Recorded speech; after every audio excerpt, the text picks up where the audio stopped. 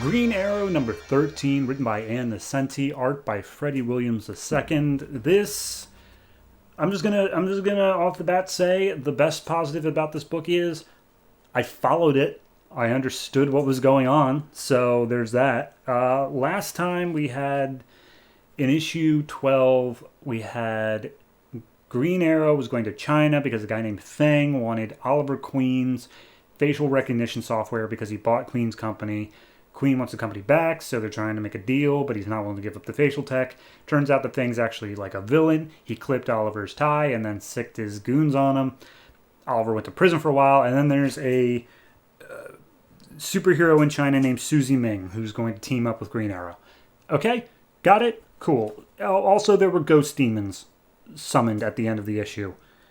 So, Green Arrow is fighting against Jin Fang, who's wearing some weird deadly razor masks, and there's also two goons named the Chow brothers who are attacking.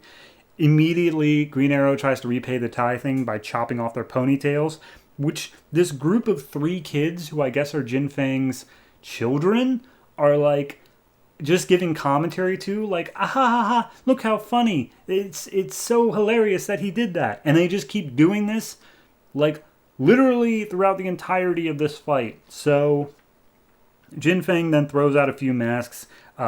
Green Arrow shoots at him, but it turns out, wouldn't you know, ghost demons.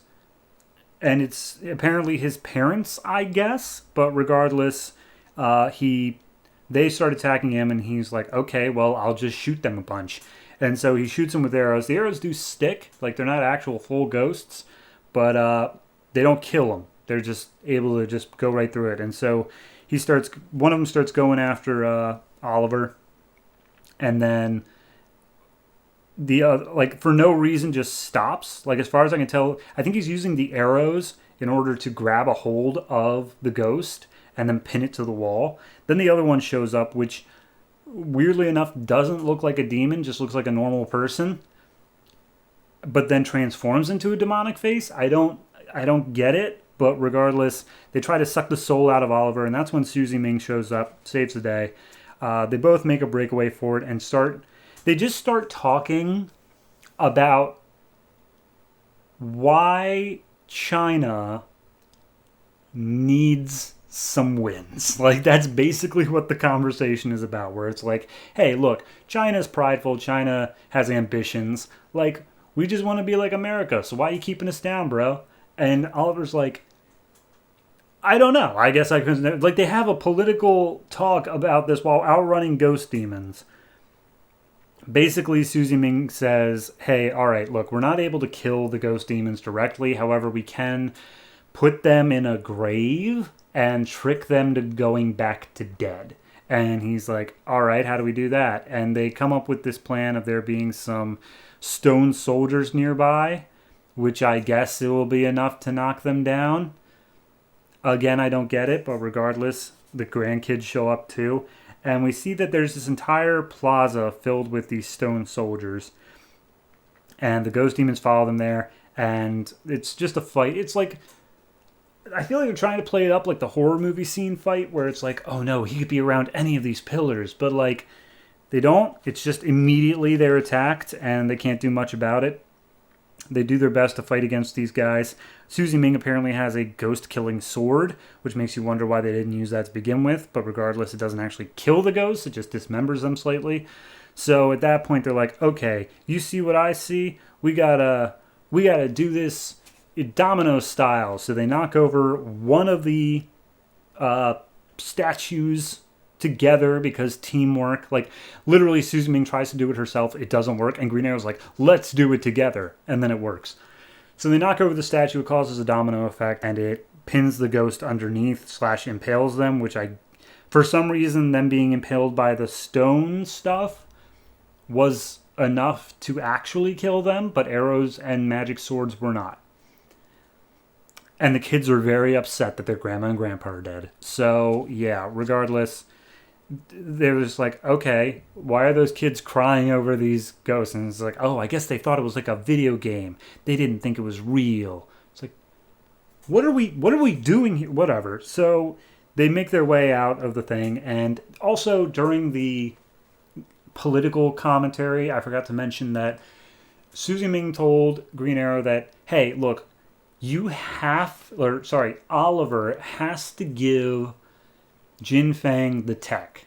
Like, he's beholden, honor bound to that. However, he can't give him the tech because he would use it for evil. So he has to figure out that paradox. And we see that he's returned. He's like, all right, Jin Fang, here you go. Here's the technology. I know you will do many of the evil thing with this. And he's like, oh, you know it.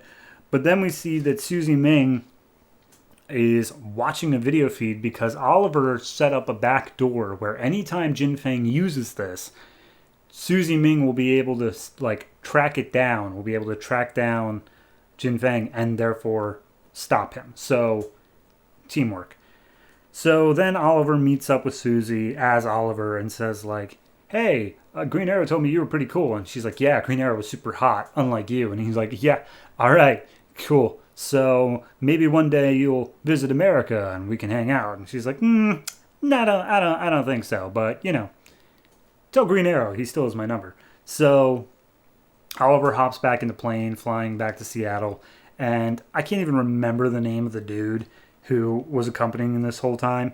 But regardless, Suzy sends a picture of the crying grandkids one more time because we really had to have that. And then as they're approaching Seattle, they see some flying figures fighting over the skyline. So Green Arrow opens up the hatch and we see that it's Hawkman being attacked by Thanagarian soldiers. To be continued in the event Hawkman Wanted, which crosses over Hawkman, Deathstroke, and Green Arrow. Why? Screw you. So, I meant it at the beginning when I said the best thing I could say about this book is I could follow it. I get it. I understood the series of events that happened. I don't understand why they happened still, and I definitely don't understand, how Jin Fang was just able to get away with this crap. But regardless, he did, I guess. I want to say, a 4.5. And that's also coming down to I'm not a huge fan of the art style here. Freddie Williams, I think he worked on Captain Atom. And it was very good. It very much stylistically, fit what it was. It doesn't work for this. It's just a bit too out there for something as street level as Green Arrow. So I want to give it a 4, but honestly, I'll bump it up to the 4.5. And that's simply because out of the entire Ann Nesenti run up to this point, and I honestly think we might be at the end of it. I think we got one more arc, and then we got to switch over after that. But out of this entire run, at least I understood this issue, which I can't say much about any other issue she's written. So, hey, take your wins.